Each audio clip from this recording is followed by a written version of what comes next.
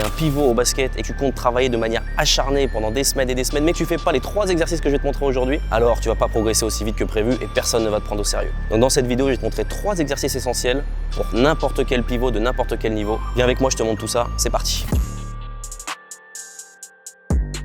Pour ce premier exercice, ça me paraît évident de travailler le mic and drill.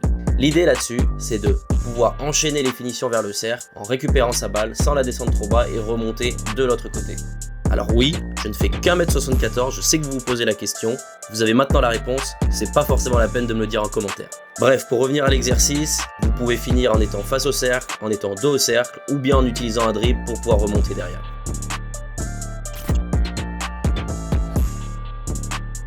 Pour cet exercice ici, on va recevoir le ballon au poste bas et on va effacer pour pouvoir se retrouver face au panier avec l'opportunité de jouer un contre 1 en un dribble pour aller vers le cercle. Ici, je le travaille seul, en différentes finitions, en différentes options, mais vous pouvez aussi le travailler avec un défenseur pour rendre l'exercice beaucoup plus physique.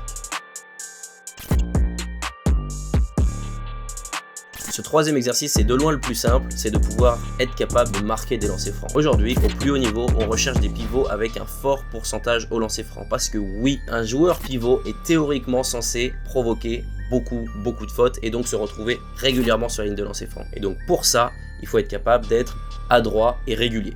La meilleure façon de travailler lancer franc, c'est de travailler en shoot marqué d'affilée. Ce que je vous conseille de faire dans un premier temps, c'est de marquer 2 switches d'affilée. Et ensuite, vous passerez à 3 switches d'affilée, puis 4, puis 5. Et vous allez voir que essayer de marquer un panier en switch, ça va vous forcer à être beaucoup plus précis sur votre tir de lancer franc.